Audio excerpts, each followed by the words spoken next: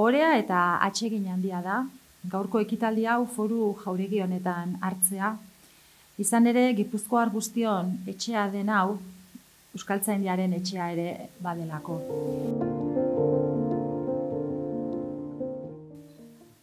Juan Mariren aurpegia ikusi bezain laster, konturatzen zen bat bere adimena argitasunaren erreinukoa zela. Eguzkiaren baitakoa zela bere mundua. Irribarre zabalura, begirada maltzur eta pikaro ura, bere begi bisi eta sarkorraiek akuilatuta. Ironia zuen bidaide eta umorea betiko lagun. Pertsona ona, lagunkoia, mesede egiteko beti prest, adimentsua, esan dut. Langile porrokatua, literatura eta euskararen maitale sutsua.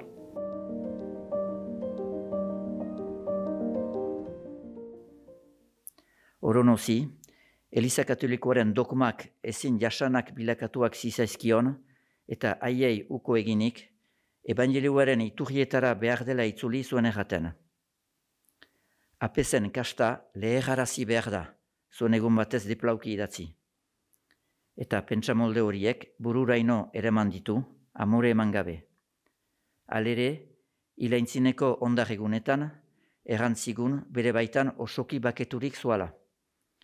Eta bere eozketetarako, galditu zuen berak hautatutako lau adiskidek kudea dezaten elizkizuna eta ez apez batek. Horrela egina izan da baigorin Germietako kaperan. Gizon humila genuen Michel Oronoz. Euskaltzaindiak Euskaltzain ohorezko izendatu zuelarik 2008 bateko azaruan, lehen batean etzekien zer jardetxi. Ustegabeko proposamena okandut, merezimendu gutirekin. Onartu behar jote dut, jendetasunez, zidan galdegin. Nik segurik ez nuen duda izpirik, Euskalgintzaren alogian egin zuen lan guziagatik onartu behar zuela. Eta ondotik aitortu zidan, gainetik estimatu zuela izendapen hori, naiz hortaz espanturik ez duen sekula egin.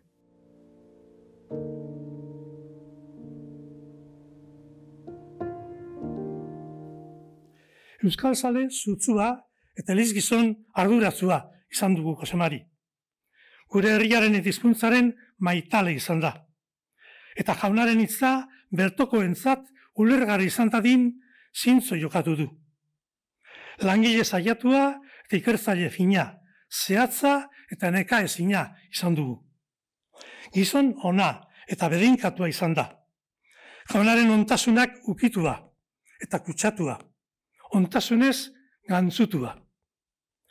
Gipuzkoako gubion apaizlagun batek Josemaren heriotzaren berri eman ionean, aitortzen zidanez, bir bonus izan dugu. Ontasuna zerion hartu emanetan. Bihotz zabalekoa, barea, patxadatzua, biguna eta zamurra. Guztientzat hurbilekoa izan dugu pastoraltzanan osoan ere. Aditzu, begirunetzu eta masal azaltzen zitzaigun beti, bere gorputz erraldoiaren abegi hurbiltasun adierazlean. Bakezale, bake eskale eta bake egile izan dugu, gure jendarte grinatzu, istilutzu eta izkanbilatzuan. Euskaldo trinetan izan zara, sekulako ikerlari. Ta liturgian indarre maile, jaungoikoaren izari. Isileko lanak utzi digu, denontzat fruitu uari. Bizi osoa gogoz eskainiz, zeure euskara maiteari.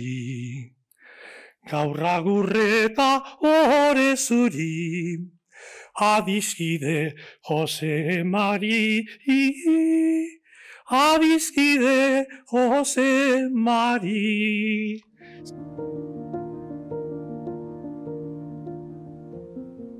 Xabier Mendiguren bereziartu, ezkion jaio zen, gaur egun igartu beiti Baserri Museoa denean, 1955 uztailaren 13an.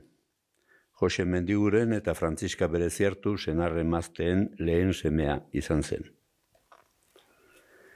Bere garaiaren semea zen eta bere garaiko aldakuntzen eragile. Hainbeste gora behera eta aldakuntza ekarri zituen garai horretan. Diktaduratik demokraziara, euskarari lekurik uzten ez zitzaion bizigiro batetik euskararen normalizazioa geure esku edukitzera, bizimodu tradizionaletik modernotasunaren punta-puntara, gureak mundu guztian eta mundu guztia gurean bizigaren gizarte batera, zoko bizitzatik goizeko egun honak ere globalizatuta dauzkagun mundu batera, unean uneko egoera aztertzen, ikasten, etorkizunari so, gauzak hobetzeko zer eta nola egin pentsatzen eta erabakitzen beti. Hori egokitu zitzaion Xabierri eta horri erantzun zion Xabierrek, euskalgintzaren munduan beti ere. Deustuko Unibertsitatean filosofia eta letra ikasketak eginik, euskalgintzan murgildu zen irakasle, testugile eta itzultzaile. Itzulpen irakaskuntzan aitzindari izatea ere egokitu zitzaion Jose Ramon Etxeberria, Xabier Quintana eta beste zenbaitekin itzulpen ikastaroak emanez. Euskararen etorkizuna non jokatzen zen, han Xabier. Eta gogoratu nahi nituzke, Xabier Mendiguren bereziartu zenaren idatziak ere. Liburuak, artikuluak, saiakerak, hiztegilanak, eta batez ere gaztelania, ingeles, frantzes, italiera, aleman eta rusieratik egindako ia 80 liburu itzulpenak.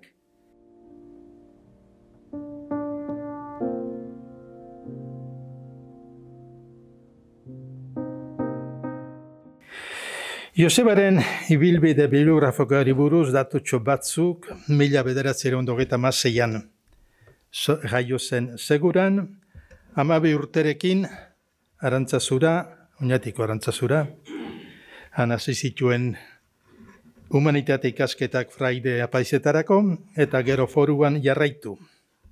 Herri Berrin Forukoa bukatu ondoren, Herri Berrin eman zituen beste 3 urte filosofiako sarrera edo esaten genuena egiteko, eta han bertan izan zen Gure Izarra bertako barne aldizkariaren zuzendari. 2 urtez.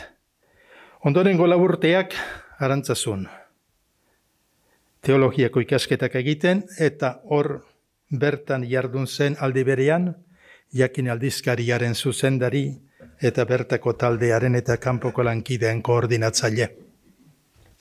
Apaiztu ondoren, Foruko Mutile Fraidegaien irakasle izan zen literatura castellana eta euskal literatura irakasten. Ondoren, Bartzelonara aldatu zen, historia modernoko eta garaikiduko ikasketak egitera unibertsitatean, eta hori bukatuta urte betez bertako irakasle izan zen unibertsitatean, historiako irakasle. Zandudan bezala, 1970an Arantzazura itzulita bertako teologia ikaskidei ere Elizaren historia irakasten jardun zen 4 urtez. 1970etik aurrera Euskal Herrian jardun zen Joseba eten bagabe. Jakin taldearen barruan, horren antolatzaile, buru eta proiektu editorialen kudiatzaile urtetan, eta erredakzio taldeko gero, aldizkariaren zuzendaritza berriak, aldizkariaren bai hori da, zuzendaritza berriak jakinlari historiko izendatu zuen arte 2014an ohorezko kide titulua emanez. Haren idatziak digitalizatuta eskaintzen dituen jakin atari digitaleko kontaketaren arabera, 500 idazlan daude bertan jasota. 37 liburu, 103 liburu zati, 371 artikulu, itzulpen bat, denetara 12.000 orrialde. Kultur ekimen sozialeteko batzuk aipatzearren berriz honako hauek azpimarratuko nituzke. Jakin aldizkariaren eta edizioen zuzendaritzaz gain. Anaitasuna aldizkari berregitaroatu eta zuzendu zuen UCEI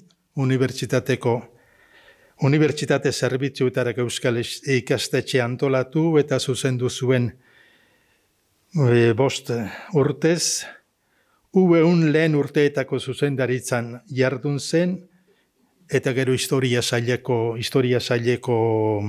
sailekoan jardun zen zuzendari bezala. Geroztik urte joan ziren intxaustiren interesik handianak euskararen eta beste hizkuntzen azterketa eta divulgazio lanetan. Hainbat ikerketa artikulu mardul argitaratu zuen ondorengo 30 urteetan. Euskararen eta besteleko hizkuntzen historia soziopolitikoari buruz euskaraz naiz gaztelaniaz. Bideratu da zuen beraz, ordutik euskararen eta beste hizkuntzen inguruan eramango zuen ikerketa lan ildo nagusia. Hizkuntzen historia soziala, alegia, eta bereziki euskararena.